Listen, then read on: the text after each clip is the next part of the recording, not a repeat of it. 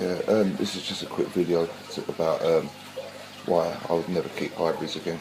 There's a couple reasons really, but what happened was I kept cichlids as a kid, like throughout my teens, and then like discovered birds and that, and then basically lost interest in it, and then basically got back into the hobby a couple of years ago.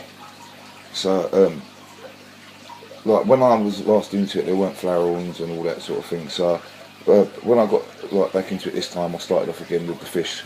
Like I always kept, even though I had a couple of tanks, I always kept the tank with Oscars. So I've got some Oscars. More than anything, down to the fact that you can't. It's so hard to find any sort of, well, like, you know what I mean, big centrals, anything like that. You might get your My Devil or something like that someone's handed into a Maidenheads or something. But other than that, you don't really see much. But yeah, basically, so it was hard work. So I got like started ordering fish from ordered a couple. No, what did I get from them? I flaved from Rob at Links Fish. So where I am in London, there's nothing around there. There's a couple of people who, well, one person I get fish off in London, and I got fish off someone else in Kent as well. But what's happened is, like I've done that for a little while. Started breeding like amps, Carpintis. Trying to think what else. Cubans.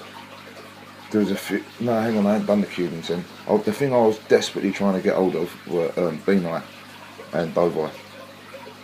But at the time when I just got back into it, I didn't have a tank big enough for Doveye. I had to wait till I got a 7 foot.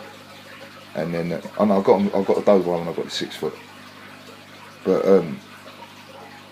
like you can't find nothing for love nor money if you live in London for like fish and that. You have to order through the internet. And when you're getting like fish that this pair here, I've got like the size they're at now. All my other fish I've got as juveniles. But when I got this, because I had the 7 foot, I wanted a big pair of fish in it. I'm not into keeping like multiple species together, and I just keep single species tanks. Excuse the decorations in that. They're them like crappy things against that pipe are just literally to stop it getting bashed against glass, because it goes nuts trying to get to it in now. But so yeah, what happened was I was breeding them and that. Anyway, I thought, seeing as there's not like no one can't get hold of them and that, I thought surely, you know what I mean, a couple of shops would take them or something, like even just for some Ikari pellets or something like that. But it's like, no, unless you wasn't giving to them for free, they're not interested. So then I started looking into flower horns on the advice of someone in a shop, and I've done them, started breeding them.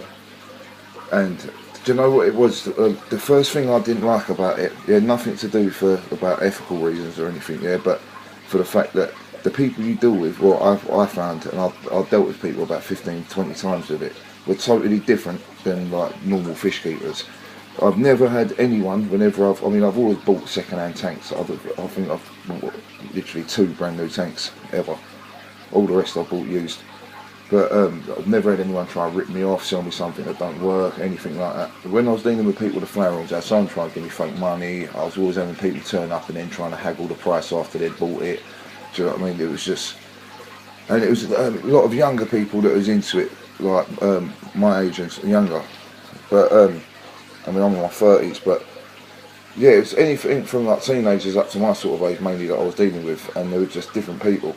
So yeah, a lot of them are arseholes, to be honest. Not all of them. There was actually a couple of decent people I'm still in touch with, but yeah, no, most of them are twats. But yeah, the other thing is like at the end of the day, but the more I've been looking into it, it's like when I'm asking the shops and all that, why don't you have these fish no more? When I was younger, there used to be like everywhere you'd see big centrals and that, like every cyclosoma there was. But like they said, no, there's no interest in them no more. People want nano tanks and all that sort of crap. Do you know what I mean? But I know for like me, the reason I didn't get fish, you know what I mean, that you've got things that get put on the endangered list and all that. If there was enough interest in them in the hobby where people, you know what I mean, it would be worth conserving things or making sure they don't, you know what I mean, become extinct. You know what I mean? There has to be a financial reason behind it, otherwise people are not going to do it. So if they're not in the shops, no one's going to have interest in them in the first place. A lot of times with fish keepers, they're first time keepers. So although I'm not saying you go and get a pair of yellow labs or something and expect them to live, but what I mean is there's no, you know what I mean, option to do. Basically, the thing, there's so many pure breeds out there that are beautiful fish. I don't understand. Like, well, I do, because again, it's financial. But why what's it, Malaysia, Thailand, all them are constantly messing with fish. I don't know how they do it.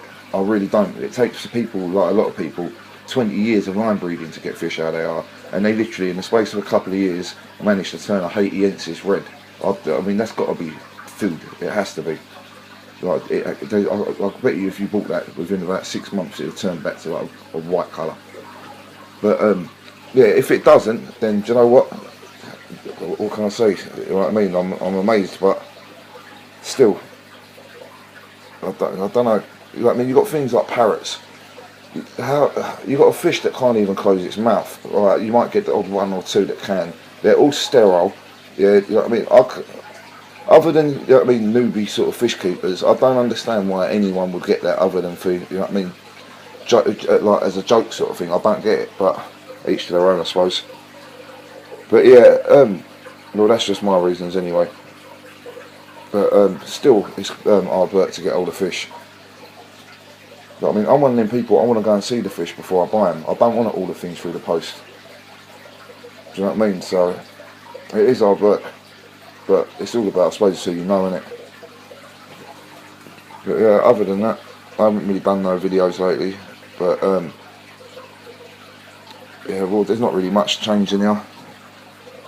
This pair is still being arseholes since the last time. They've never spawned again. I've never seen eggs again. Never seen anything again in there. And this one beat the crap out of the female he was with. She's had to be put in a little hospital tank. Again, if you look at these Haitiensis, I spent 2 years trying to find a pair that wasn't so inbred that they had sort of disfigurements about them, either big protruding lower jaws, or as with this pair, like, I mean, he looks thin perfect in his shape, but if you look, hang on, you can see from her, the mouth points slightly to the right, same with him, so they're obviously brother and sister. And they've probably been spawned from brother and sister and brother and sister and brother and sister. So these are probably about in their 30s or something like that. But yeah, I don't think I don't think they're that bad as far as they can be. But I mean, he's got to be a good 10 inch with the fin, because they're all thin. But yeah, maybe about 8, 7.5, 8 inch without the fin. 8 inch maybe. A female maybe, what? Their fins are not that big, but yeah, maybe 5.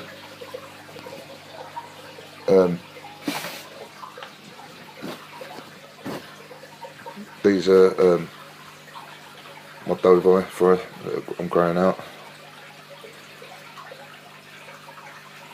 But yeah, I'll try and get wild caught fish where I can, so I know the bloodline's pure. I mean, I know you could still in theory get brother and sister when you're scooping them out the wild, but I mean, you've got a better chance than what you stand with getting them from people who have bought them as fry, like 10 fry that are all siblings waiting for a pair to form. I mean, I'm guilty of that myself. I do it with my F1s, but I think once you get past F3, then that's when you start getting problems. So, well, I only know, well, basically, it's only the last 2 years that I've researched everything, but that's what I've always done. That's what that's what I'm into, is researching anyway. So, with everything that I do, that I won't go into on here, but yeah, I mean, excuse the algae. I mean, that tank's like literally crystal clear. But I'm not really too fussed about the algae, to be honest. But it's because they've got these twin T5s in them. It's a bit too bright, to be honest. Excuse, the plants are disgusting. I know it's only just to break up the line of sight, so they don't keep eating the smallest one. But I'm having major problems in my house at the minute, because hang on, let me put that lid back on that fry tub. But yeah, I'm having major problems. I keep getting more and more tanks. I start building racks now, and it's just getting ridiculous. I've moved the tank out of my hallway, the one with the sump in it. But and this is what I mean. This is my wardrobe now from my bedroom. We're in the second bedroom now. This is the fish room. Having to hang washing in the front room because there's no space to do anything anymore. And yeah, you could say it's causing a few problems.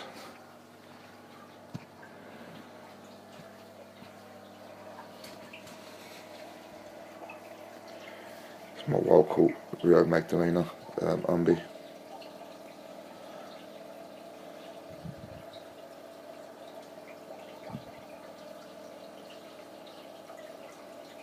Yeah, I'm looking for a smaller female, smaller than him.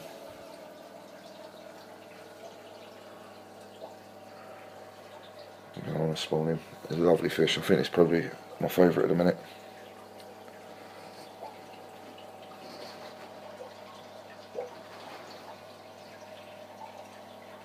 But yeah, I mean, when you can have things like this, I just don't understand how a parrot or a flower horn could even compare. I really don't know. But I suppose that's the way the hobby's gone now. So apparently the two most popular fish are, well, obviously community fish, but after that is Oscars, then flower horn. But I suppose, like I said before, each to their own, but no, I'll never do that again.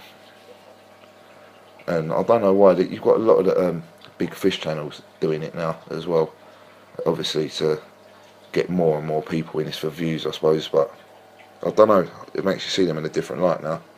When you see them, like, it's I don't believe that after years that suddenly someone would then start, you know what I mean, finding that appealing other than because they're popular. I mean, I get why, like, Joey DIY and that does it. I mean, his channel's a business. I mean, that's his living. So he's going to do whatever brings in revenue. But, I don't know, for a couple of views, to ruin, I don't know, I suppose I've become a bit of a purist. So, when you see other people as that, and then suddenly they start doing, you know what I mean, getting other things, and you're seeing they're not actually that. I don't know.